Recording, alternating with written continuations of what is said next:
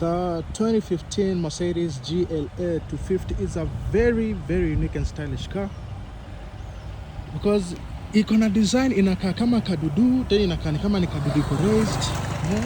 Like one of the advantages you get when you buy such a car is you get amazing ground clearance because GLA ni gari iko raised sana, and this is the GLA 250. Of course, you've seen the variant and you can 600cc front wheel. This is the 4MATIC. 4MATIC is the all-wheel drive that you get, and of course it has the, we call them twin exhaust or dual exhaust, of course all-round parking sensors.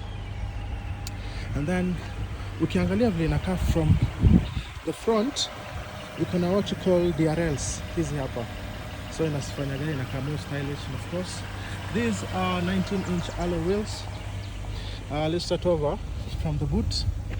Press of a button, boot inafunguka, then have massive space, then of course press of another button inajifunga. So one unique thing about this GLA is the interior. Look at how amazing the interior looks like. This is full leather, brown, perforated. I feel very premium. In fact, it still has that new leather smell. Ukienda kwa driver, memory seats which operate through the door. Of course, the speakers inakujanga ni Harman Kardon. And then just look at how amazing it is. Kind of bucket style design. Hii design imeona kwa A-Class. A-Class also has this design of the seats.